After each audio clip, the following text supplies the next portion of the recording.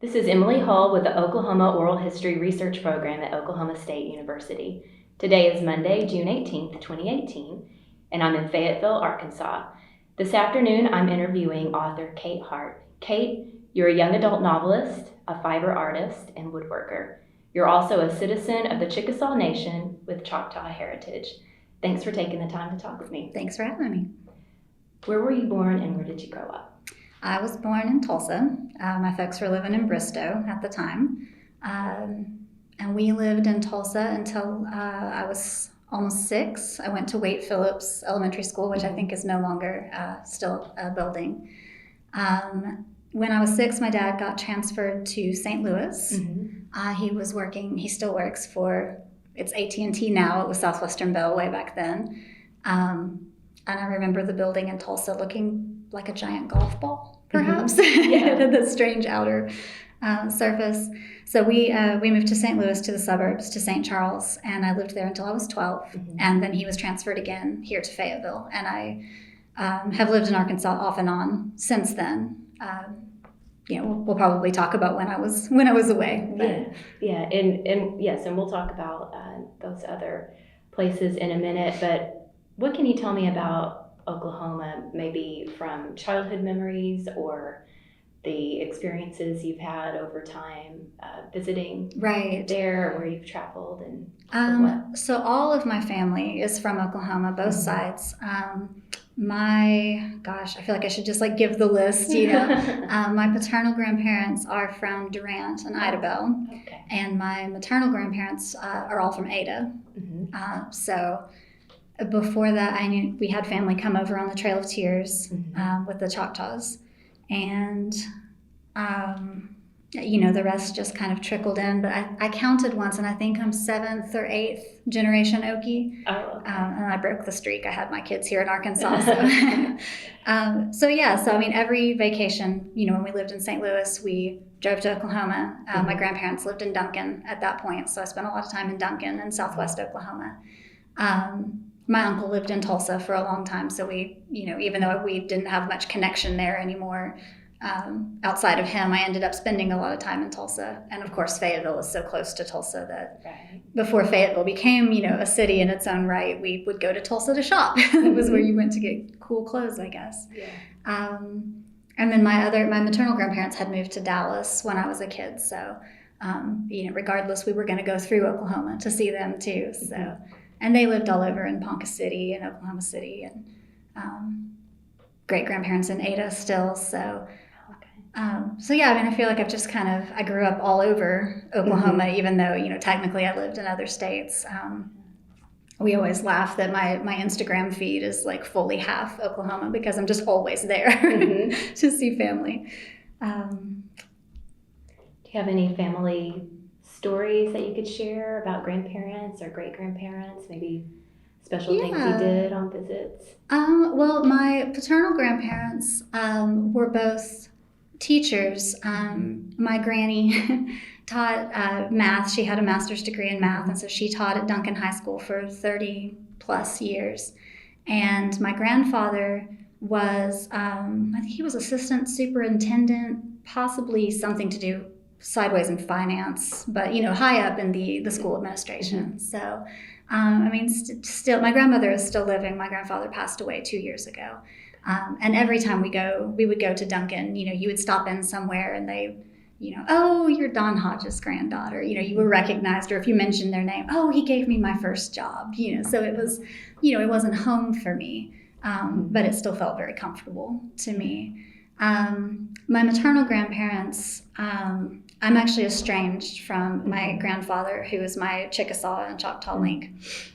He worked in casinos, and I don't know the legality of what he did. I don't really know.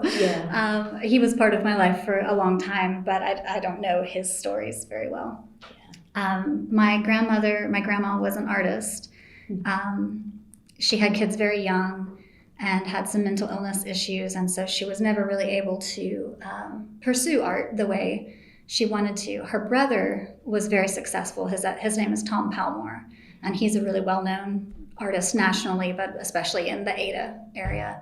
And we don't actually really speak either, but, the family's proud of what he's accomplished.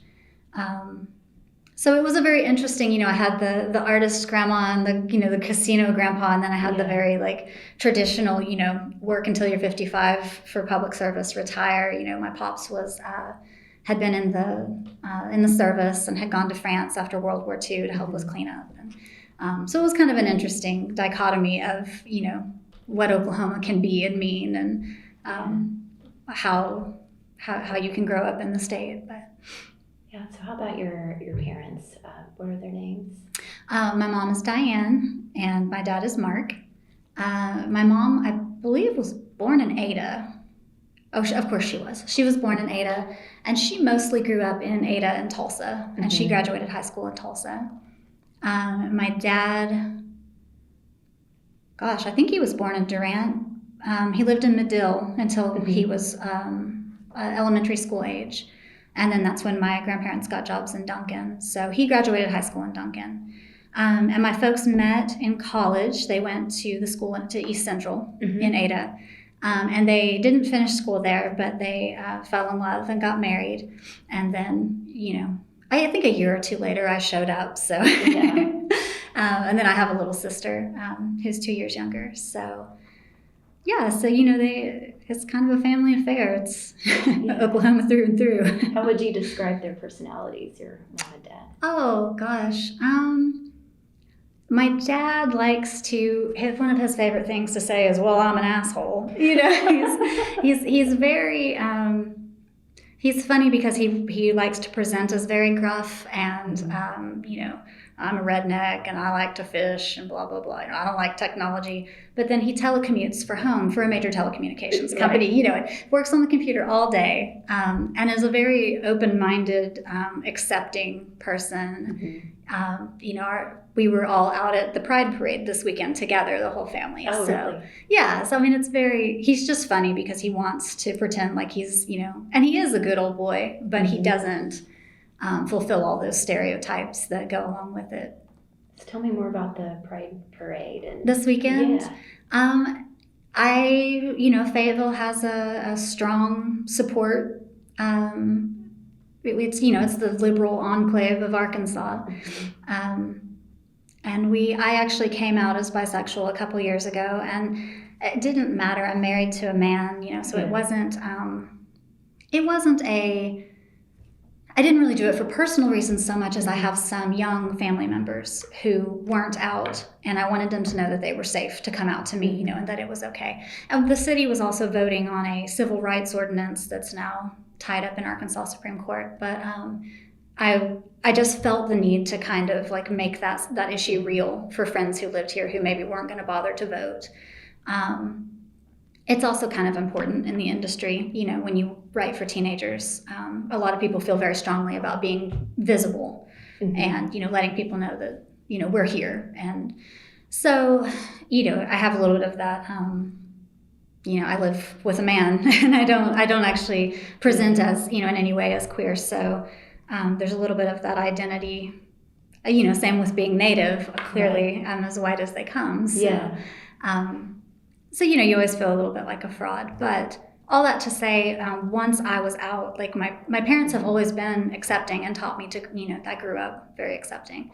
But it was once that happened, then they came out to Pride instead of just, maybe liking it on Facebook. It became more of an active thing. And of course, they know my younger family members and wanted to support them too. So I don't know, it's just been a very, unexpectedly great experience. That has become a family thing. We all go to Pride every year, and that it happens in this part of the country too, which maybe people not know what they about expect. That.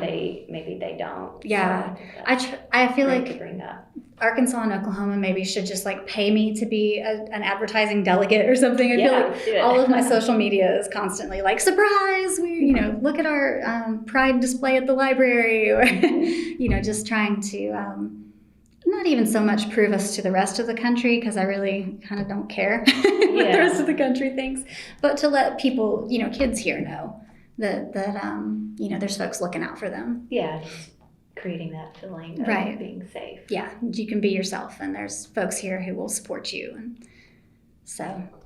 Yeah. So is your mom an artist, or what does No, my mom works for an insurance company, she do? and I don't know that it's the career she necessarily dreamed of having, but she gets to travel a lot. She does a lot of public speaking, and she feels very strongly about helping people access their care and understand the best way to use their plans and what it covers. And health insurance is just mind-boggling, Yeah. So she really enjoys that part of, it's not what you think of when you're like, I want a job that helps people. Everyone hates health insurance.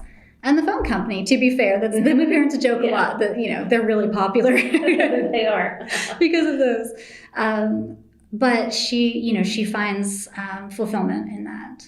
And then, she has lots of friends. And And you have a younger sister? I do. Say what was her name? Elizabeth. Elizabeth. Yeah, she's 2.5 years younger. She and her husband live down in Houston. Okay. How would you describe yourself as a child? Like, what were your interests? I was so bossy. Really? I was terrible. Yeah, extremely bossy, pretty bookish. Definitely was reading books above my grade level that probably some people would think I shouldn't have been. I wasn't particularly artistic, but always, I think even from a young age, I was going to be a writer and a teacher.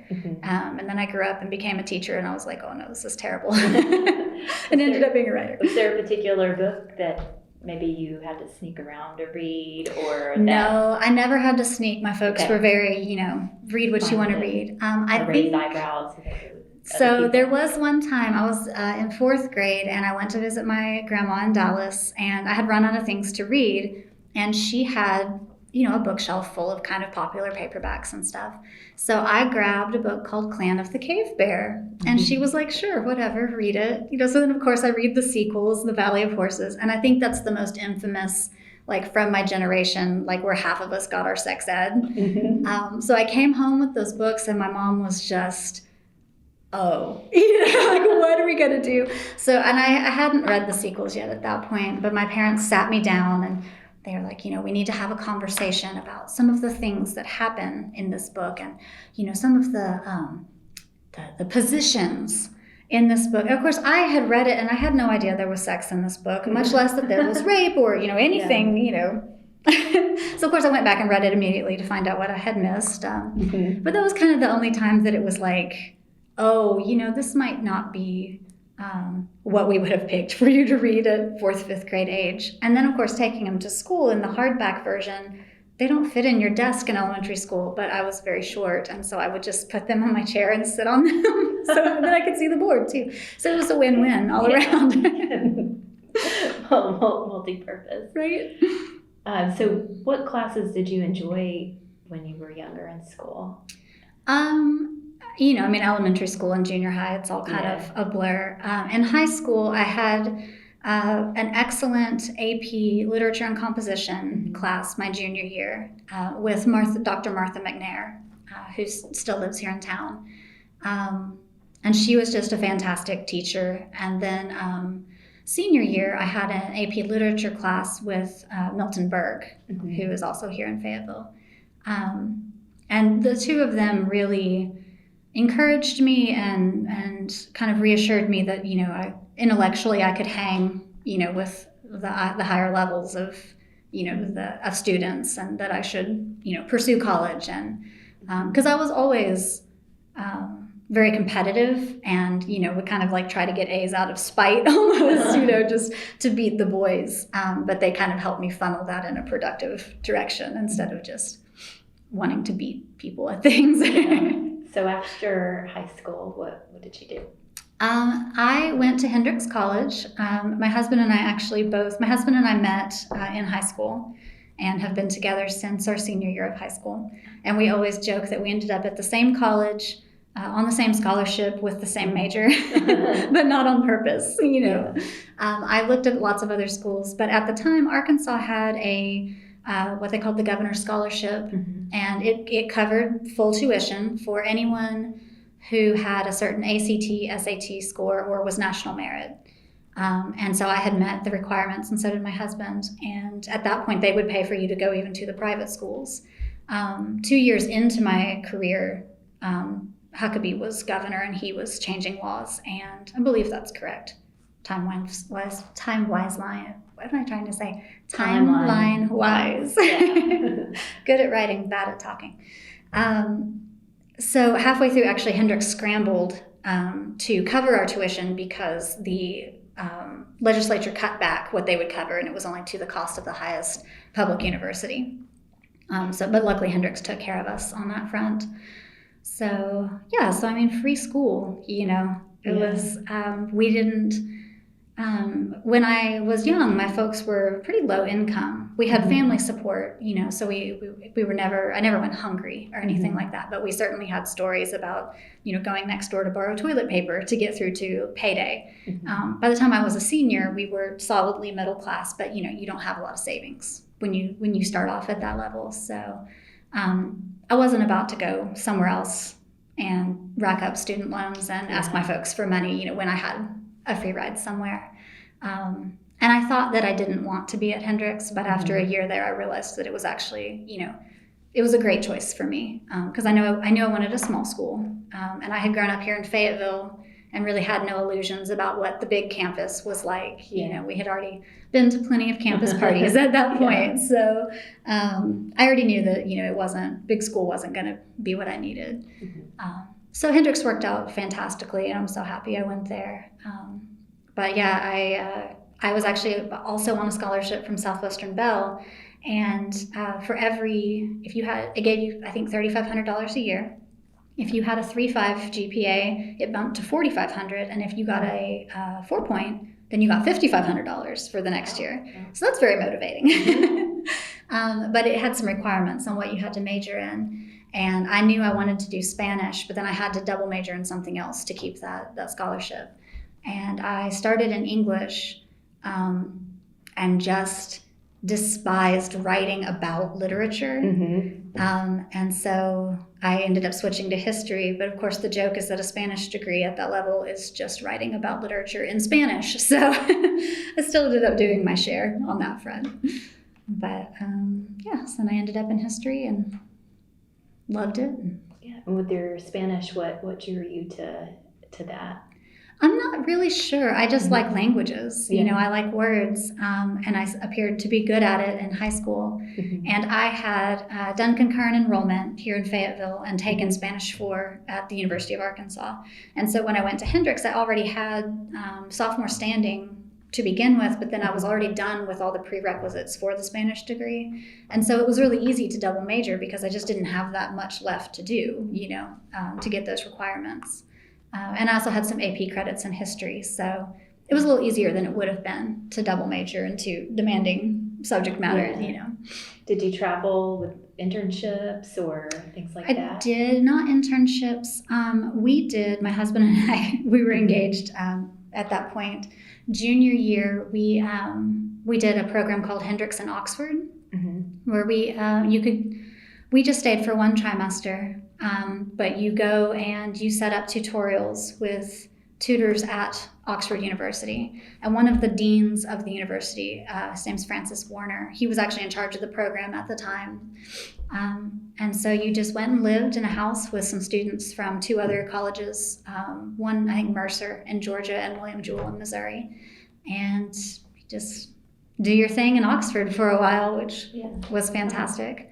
And then we combined our honeymoon with study abroad in Costa Rica. Oh, fun. Because we're that kind of nerds, I guess. I don't know. So we did a week in a resort, and then we did 3 weeks of homestays and hotel stays with a Spanish-speaking school down there. So we did 3 different locations and got to see a lot of the country. It worked out great. So after you graduated from Hendrix, what did you do? Well, I made such a poor decision. So my history work was all very focused on Native American history. And looking back, I know I should have just pursued that. But what made the most sense to me at the time was to do Latin American Studies because it combined my degrees.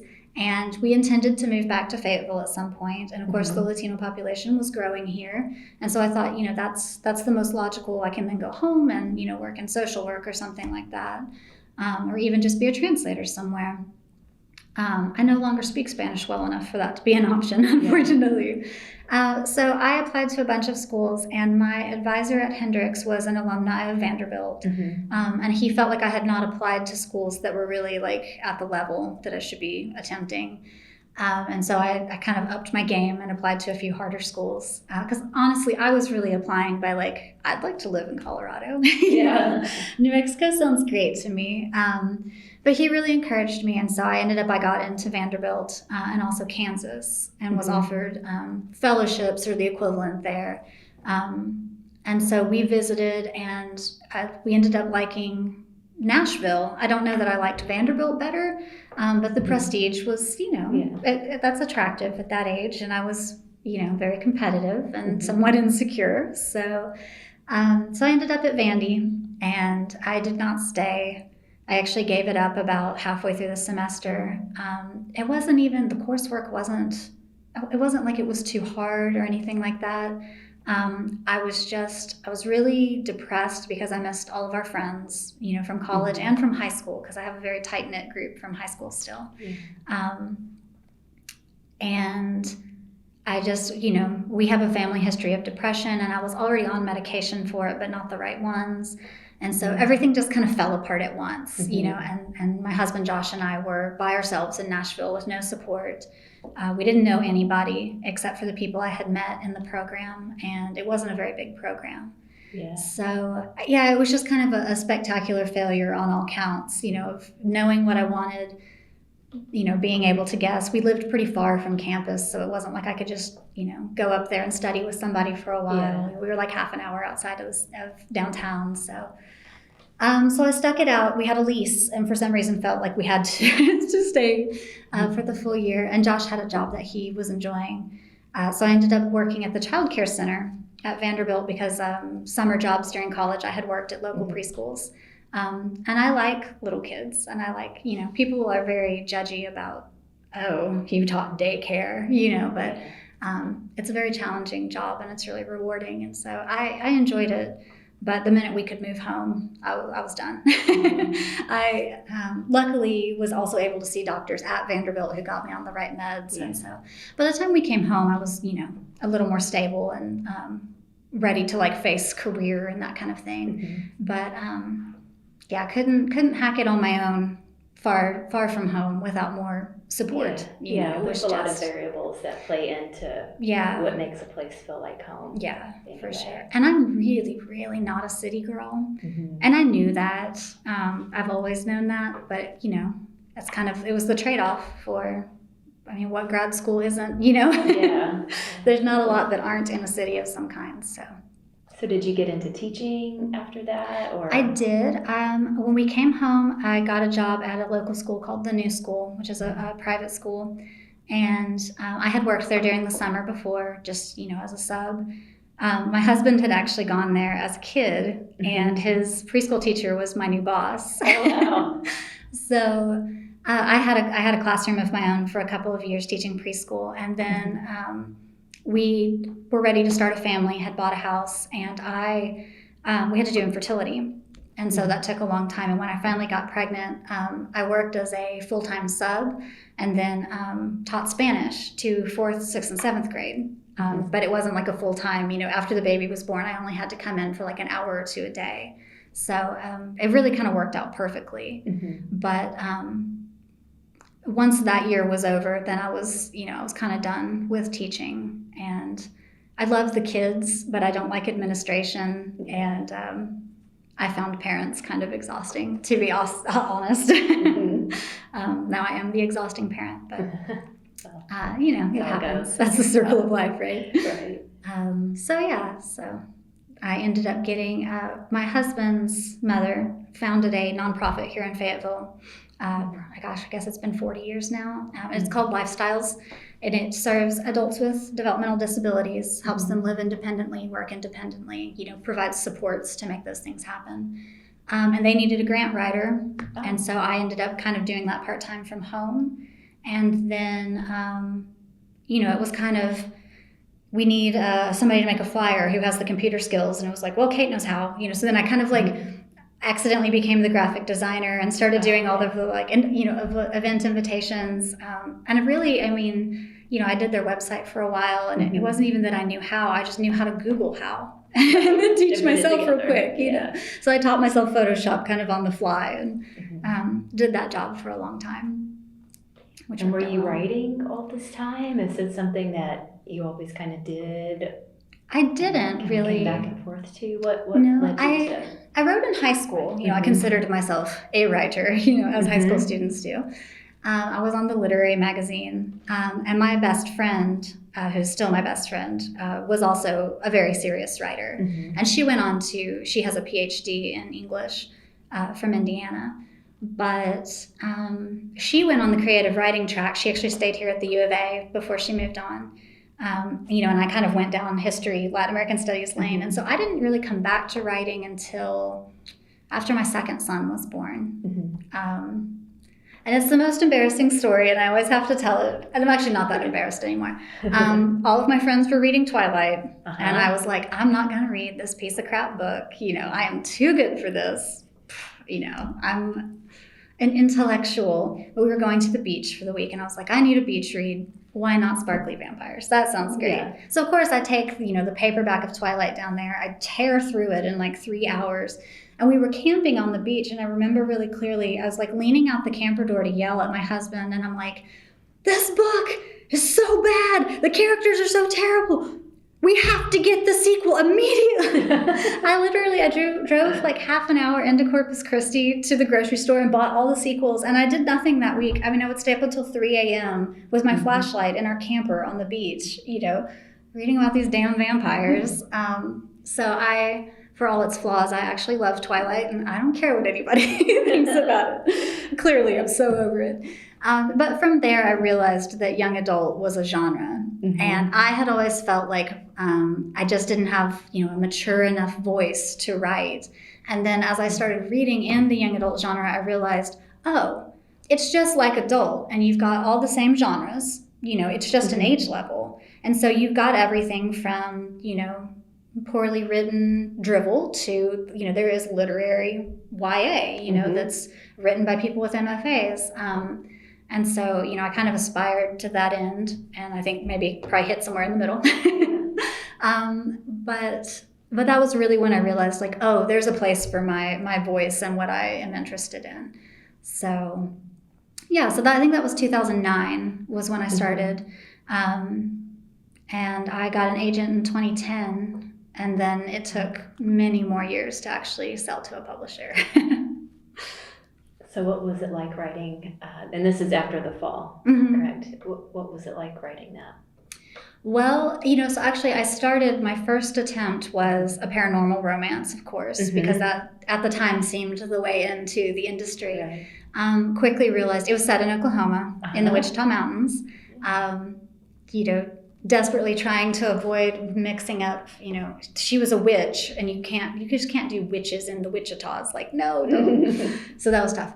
But of course, it was terrible. It was special girl saves the day and la-di-da. So I had sent out queries to literary agents and got a lot of, your writing is decent, your plot is terrible, next time you try, send me your next thing, And so I didn't know what I wanted to do next. And I sat down in bed one night early in 2010, and friends had recommended that you just do an I want to write about list. And it's literally just right at the top, I want to write about.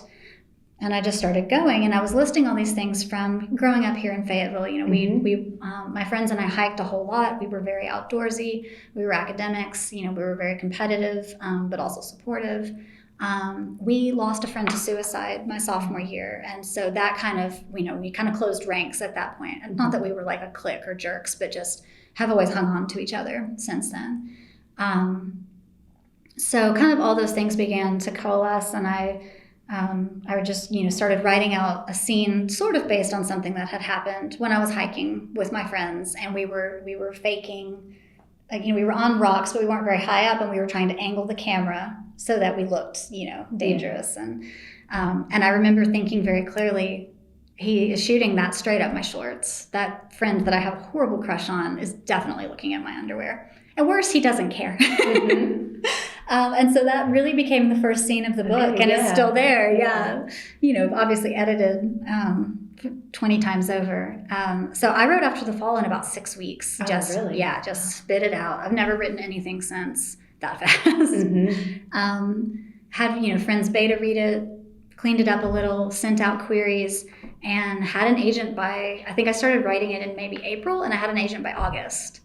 I had 7 agent offers, which is like, that doesn't really happen. Mm-hmm. So I was, on cloud 9, like, this book is going to sell, and I'm going to, be successful right away. And my agent sent it out to editors, and they were all just kind of like, no, this isn't quite right. A lot of problems with the main character, of course, experiences an assault, and she doesn't really have the model reaction. She doesn't, slap him across the face and scream bloody murder and run to the cops, and editors were very much looking for that, because there's still that, I don't know exactly what to call it, paternal maybe, but like kind of that parenting instinct where, but it's for the teens. Yeah, and this is Rachel, Raychel. Yes. Right? 17-year-old high schooler who's friends with another boy in her class named Matt. Mm-hmm. Matt's brother's with the younger brother named Andrew. Yeah. Right, so this assault happens, but then there's a lot of other things happening too. Right. But I wanted to ask, talking about what we think the typical reaction or the right reaction to an assault should be, mm-hmm. which this book just completely flips that, I think, on its head, which is why it's such an interesting book to talk about. Yeah. I think. So there's this moment early on in the story, it's actually on page 26, Matt and Rachel are at a toga party. Carson, the boy who assaulted her, is there and hitting on her. Matt removes her from the party, but he thinks, and this is a quote, "Pressing inside my chest is a wish that I was more like Carson. Not afraid to make a move, though with a few more morals about when to do it." So it just made me wonder, how are Carson and Matt similar or different in this scenario in terms of their mentality? Yeah. So, it was hard. The book has gone through so many rewrites, mm-hmm. because what happened was I had 2 editors on that first round say, they gave me what's called a revise and resubmit. And they mm-hmm. said, basically the whole second half of the book is different now. And so when I rewrote the book and went back on submission in 2014, it was one of those revise and resubmit editors who bought it. But I think Matt and Carson, the thing I realized as I was rewriting is that, they're both suffering from, toxic masculinity, yes. which is, ruins the party again, as we say on the internet. Mm-hmm. They both have been affected by this idea, of how men and boys are supposed to act and how they're supposed to treat women. Mm-hmm. And then Matt comes from a family who's tried to teach him better, but then he's not always getting what he wants, Mm-hmm. So I really tried to kind of make it clear that, like, Matt is trying to be the good guy, but how hard that is. Right. When you've got these constant messages that you're not a man unless you're taking what you want, and you're, and he struggles with, I really like this girl who has a reputation for being promiscuous, mm-hmm. and what does that mean for me and my image? And it was tough. A lot of editors, when they read both drafts, I had editors say, I just really prefer Matt's point of view, and I don't really care about Rachel's story. Really? See, yeah. And you tell this from another thing that I thought gives the whole conversation about consent and all of the other issues that you talk about in the book, alternating the perspectives between what she's thinking mm-hmm. and feeling and how she's viewing things versus him. Because we certainly don't get the whole picture of him, because he's seeing things in a very particular So it was kind of, obviously I did that on purpose. Yeah. because I think almost all of us have been that. Even Rachel's experiences are not a depiction of what I went through, but I was also assaulted in high school. Mm-hmm. So it's very heavily based in that. And, the editors not liking her reactions, that was pretty harsh. That was part of why it took a long time for me to rewrite the book, because I had to go through all this personal stuff of, they're judging how high school me reacted, and then it was like, okay, well, that's why you wrote it. That's what we're trying to address, It took a long time to get those ducks in a row. But we've also all been mad. Mm-hmm. We've all judged a situation from the outside based on what we think we know, and he thinks he knows this person. He thinks he knows what happened. And, from his point of view, things are her fault and she's being an idiot, So I actually have gotten several reviews from people who have said, I didn't need Matt's point of view on this. Who cares what he thinks? And it's kind of one of those, well, I'm glad you didn't need it, but some folks do. Mm-hmm. And so that was kind of the idea. By the time the book came out, it was very much it sold in 2014. It wasn't supposed to come out until 2016. And I thought, it's not going to be relevant anymore, Surprise. Yeah. And then it came out the week of the inauguration, and nobody was going to read a sad book like this at that point. But yeah, I felt like the 2 points of view were very important, for nuance and to understand, what was happening, what he's seeing, what she's seeing. Yeah, and the situation where the assault occurred, and it happened a couple of times. Mm-hmm. There's assault isn't a black or white matter. There's a lot of different variables that can be part of it, and I thought that's another thing that was depicted well. There's also another moment in the story fairly early on that I thought really kind of depicted the uncertainty victims can have. Yeah. Maybe she was basically just saying, well, maybe I'm overreacting.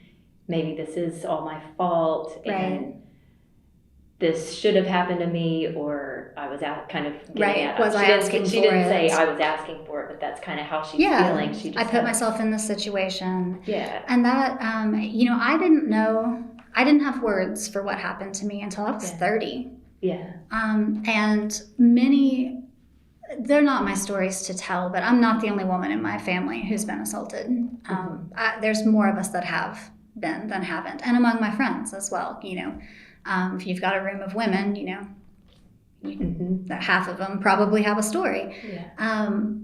So I didn't have, and I purposely didn't really give Rachel the words for what had happened to her, even though I was learning them as I wrote the book. But things like rape culture and consent and yes means yes, that just wasn't in the vernacular. It wasn't in the air when I was that age.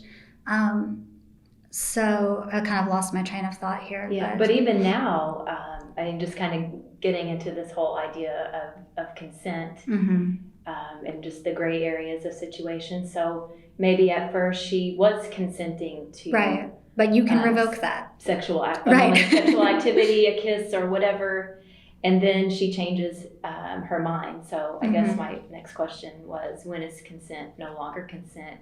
And how do we explain through story what that might look like? Yeah, I think it's becoming, a clearer concept now that you can revoke consent at any point, and that the other person in the scenario has to respect that. And that's just not what has been taught up until this point. And it's partly because our culture doesn't want to talk about sex at all, much less saying yes to it, much less then saying no once you've said yes. There's so many complications to it, just approaching the subject in our culture, much less than unraveling, the intricacies. But yeah, it took me a long time to understand that, that there should have been checking in and making sure that things were okay. And certainly once no was said, then things should have stopped. That's just not... Yeah, or maybe no can be in the person's mind at that time, and they do whatever happens to them.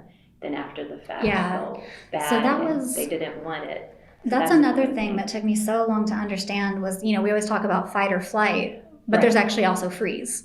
Yeah, you can't always fight it. And that's a legitimate reaction to, you know, stress and attack. And it's more common for women because we're smaller and, you know, we're taught not to fight back or to say no. So, you know, what are you going to do except shut down, you know, and protect yourself as best you can.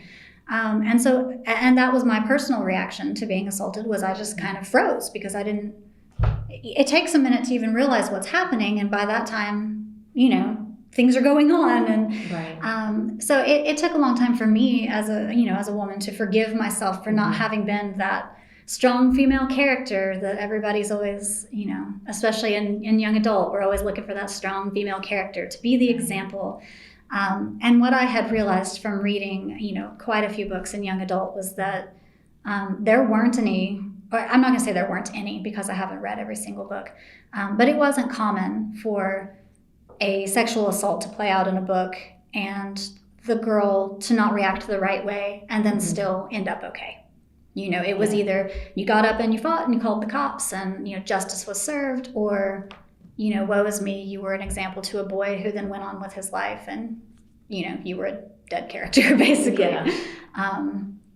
And so I just felt like that was another perspective that was needed in the canon, that, you know, she doesn't really get justice, but she moves on, you know, and she's going to be okay, you know, and that was really what I wanted to depict, was just that it's going to be okay, you know. Yeah. And, and that's kind of how she ends things. Yeah. And it was kind of hard because the person who assaulted me still lives here in Fayetteville, and it's someone I might run into at any time. You know, our kids are the same age. So that's never not in the back of my mind, but I'm also very, you know, this is my town and you don't get to run me out. But it was hard not to work that into the book. I did it just a little about, you know, what if I stay here and I'm stuck with this person forever? But that's kind of a challenge of YA, is like how much of that adult perspective can you work in from a teenager's point of view without being didactic and, you know, after school special. So that was a challenge. Yeah, and the other interesting thing I wanted to ask about, so Rachel has a secret romance relationship with Andrew, the younger brother, who's so different from Matt. Matt's kind of judgmental and a bit uptight. Yeah. You know, he's trying so hard to do the right thing. He thinks he knows what's best for her, and Rachel and Andrew don't want to tell Matt what's going on. But my question about that is, what's the difference between feeling like you have to tell someone what's happening and getting their permission? So I kind of got this sense that Matt had this sort of ownership over Rachel, which it seemed like it took her some time to kind of wrap her head around that. Yeah. I mean, I think, you know, I mean, people will still, I mean, you'll see entire like stand-up routines about, can men and women be friends? You know, it's just, but, you know, growing up, I considered myself one of the guys. You know, I was, like I was saying earlier, I was very competitive with them, very aware that I was smaller and weaker and slower and not as good at math. So, you know, I wrote a lot of that into Rachel, I'll admit. It took me a long time to kind of differentiate in guy friendships who was actually my friend and who thought I owed them something for their friendship. And I think that's very common, you know, that I think it's more common between men and women, but certainly in any friendship, there can be that dynamic where one person thinks we're equals and the other, you know, maybe not even realizing, thinks that they are the protector or the superior person, and they're, you know, that I'm doing you a favor by being your friend. And it's so much more complicated when, you know, desire and love, or what you think is love, is all mixed up. And so, you know, I thought it was important to depict a boy character who's realizing, oh, I think I love this person, but this isn't really how love should manifest. And I have, you know, actively made her life worse with my idea of love. And then her realizing too, you know, I thought this person loved me in this certain way. Turns out he thinks it's a different way. It turns out neither of these ways are healthy. So, and then her family situation is so messed up too that, she's looking for some kind of support anywhere. Yeah, so her family's that was my next question. So her family's struggling. She lives with her mom. Mm-hmm. They have money problems. They're always kind of worried if they're going to get evicted or not. Right. Always kind of reckless with some things in her personal life versus Matt's and Andrew's family, who are well-to-do so seem perfect and stable. Do you think the story could have turned out in the same way had they both been from the same sort of backgrounds, or did you want to highlight? I definitely wanted to highlight the differences. It's been my experience that folks who didn't grow up poor don't understand it. They don't. I mean, even in editorial process, I had problems with people wanting, why do you keep mentioning that she's drinking Dr. Thunder? Who cares? And I'm like, because when you're poor, you care. That stuff tastes terrible, Yeah. You're very aware of, all the other girls have designer clothes, and I went to, whatever the local knockoff or secondhand is. Details matter. And so it's been, and that has been an issue that's been discussed a lot in young adult, is that lower income folks aren't represented. And when they are, it tends to be the extreme poverty, which then is often written by people who are kind of, poverty tourism, maybe don't have personal experience and are just writing what they think it's like. And so, that was just kind of another representation, that I felt like needed to be on the shelves. The girls who are growing up poor, still have some hope and can see, people getting by, or even just to see yourself on the page, I think is important. Even if she didn't get better, just be like, I'm not the only person out here drinking Dr. Thunder. Right. But that's also something I always felt very strongly growing up, because even though my family had reached middle class, I still have always felt like a poor person, and even into adulthood, that has continued, can I afford to fly to this New York conference that's fancy? No, that's not going to happen. So, you're always very aware of the haves and have-nots. And, Matt just can't see it. He just doesn't understand, the small things like, I don't have my own computer. Well, why wouldn't you know all about this subject? Well, I don't have internet, things like that. So, it was a challenge to kind of get that through editorial in one piece. But it was also interesting. The mom originally was a way worse character. She was a terrible mom. And editorial was not a big fan of that. And so I think actually it ended up going better, because in the end, the original version was to Mrs. Richardson as the perfect feminist, and Rachel's mom, was just a mess, and in the final version, it was much more, there's different kinds of feminism, there's different ways to succeed, and different ways to survive. And even the perfect feminist is going to pick her son over, this girl that she barely knows. A mom. You're still going to pick your side. So I thought it ended up a more layered nuance, and editorial was right on that, I have to admit. But I do kind of miss Rachel's mom just being the hottest of messes. She was kind of bad. had that. You could kind of see that maybe simmering. And it was way toned down. So what do you want readers to take away from After the Fall? What's the message you'd like? It just depends on the reader, I feel like. We always talk about in publishing that the books belong to the reader. And once it's out of your hands, it's out of your hands as an author. And what happens, how people interpret, you don't go on Goodreads and argue with reviewers. And, you don't, get on Twitter and scream about how everyone is wrong except for you. So, I hope that some girls, and actually I had a male friend from high school, came to me afterwards, and he had been a very big supporter of my book, but I thought he was just, he's just a nice guy. And then he revealed that he had actually been assaulted in high school by a man and a woman on separate occasions. And he felt very, strongly that this kind of, narrative needed to be out there. So, your hope is always that someone's going to see themselves in it and find comfort. And realize, maybe I wasn't the perfect victim, but that's not a reflection on my moral character. And, however you want to interpret it, it doesn't have to be a failure, and that you can be okay. There's ladders out. They may not be the ladder you were hoping for. It may not be the scholarship to Harvard that you thought you needed, but you know what? Community college is also an option and also a step. And I don't mean to imply that anything is wrong with community college. It's just tough having grown up here in Fayetteville, where if you were the smartest, you didn't stay here. Right. You were supposed to go somewhere else that was, not Arkansas and more prestigious. And my husband and I both felt that pressure really strongly, even staying here and going to Hendrix. It was still, you stayed in Arkansas. How smart can you be? Didn't get out. Right, exactly. It was like, we did it on purpose, but that's cool.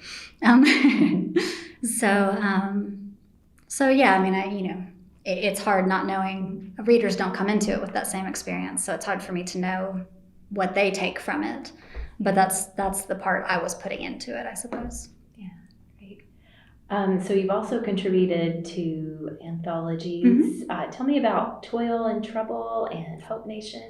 Yeah, so Hope Nation came out in January, I believe, and it was put together by a woman named Rose Brock, who is a librarian in Texas. She actually has a bunch of ties to Arkansas and Oklahoma. She puts together a festival every year, the North Texas Teen Book Fest. And it has grown so much. It's only been going for 4 or 5 years, but the year I went, I think that there were 20,000 kids there. Oh, wow. Because all the local schools ship kids in on buses, and they bring 100 middle grade and YA authors in. So I say all that. Rose is a force. And as politics have gone the way they have, and of course she's in a red state, same as me, she has kids in her family who are LGBTQ or mixed race or whatever else, who feel very threatened by the current situation. So she decided she was going to put together an anthology, and she got Putnam, which is an imprint of Brandon Penguin House. Penguin Random House? Yes. They combined, and they didn't combine the names the way that I was hoping they would, which was just Penguin House. So she put this together. She got them to agree to double our fees and donate them to charities. And our task was basically just to write about hope. I faced the problem that I am a pessimist, and hope is like greeting card crap to me, So she asked me to write, and honestly, she asked me to write as, from a Chickasaw perspective. Oh, okay. Well, the truth is I grew up white, not in the culture at all, and have really only been making connections back to the culture in recent years because we were estranged from that side of the family. And so, I had to be like, I'm not the right person to do that. I'm happy to contribute, So she went ahead and kept me on because she's great. And so I wrote this whole essay basically about how I couldn't write this essay because it was just, hope, really? So cheesy. But I was proud of what I ended up with, the hope. There is hope to be found, and that doesn't make you less, clued in to what's happening. And then Toil and Trouble, I think came out of a joke on Twitter. Some girls, some friends of mine were talking, and they were like, what we need is an anthology about witches, feminist witches. And I think one of them, their agent, happened to see it and was like, that's actually a pretty good idea. And I happened to be online at the time and was like, ooh, me, ooh. So they sold it and put it together. And it's a great little collection. We actually just got a star from Kyrgyz and I think from School Library Journal.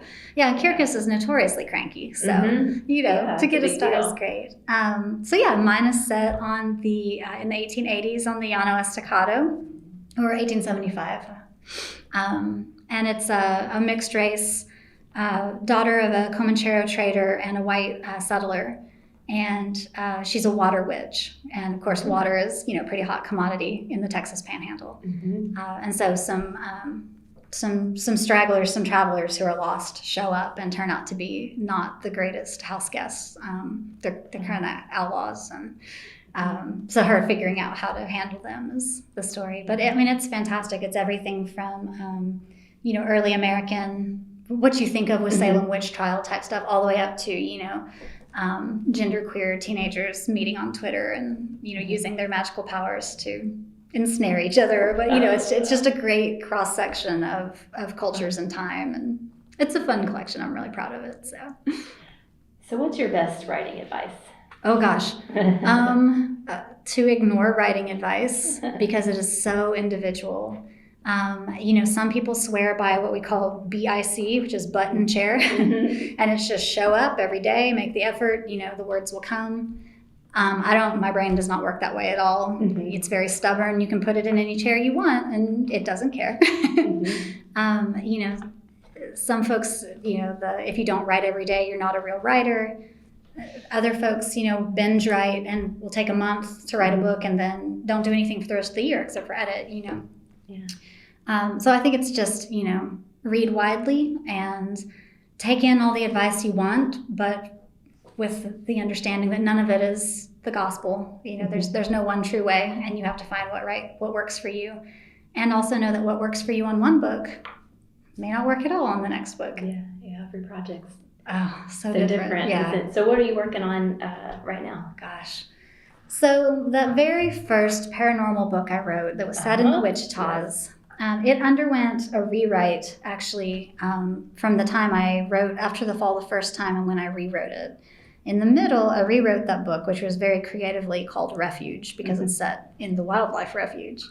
But, it's a double meaning. Mm-hmm. And it became less of a romance, and I researched a whole lot more about the area because it's such a fascinating area. Yeah. And so it became this whole thing with like a Jesse James gold hunt, and the family was still witches and how they got tied up with these folks.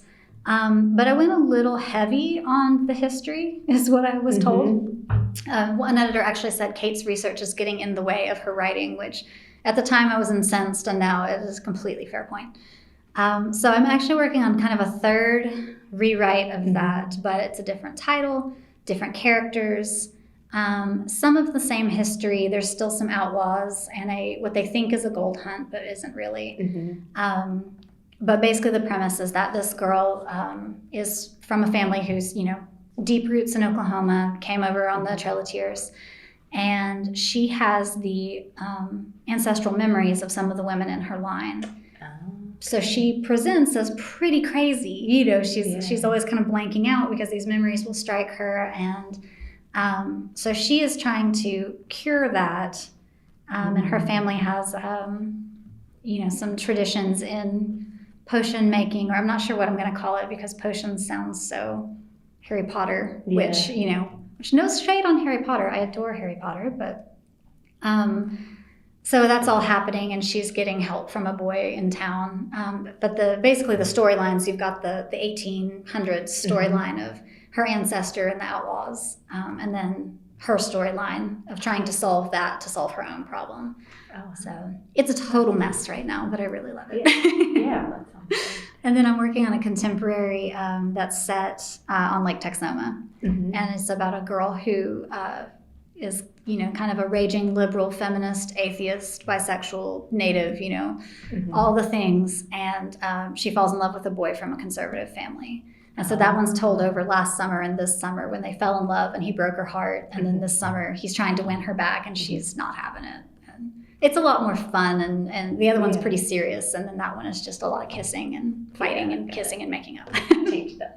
After the fall, I was like, I'm not writing anything serious. I'm only writing kissing from now on. Yeah. So we'll see how that works out. Was there anything else you'd like to talk about today? I can't think of anything. I think we've covered. Yeah, that's kind of the gamut. Yeah, all right. Well, thank you so much for your time. Absolutely. Thank you. Pleasure.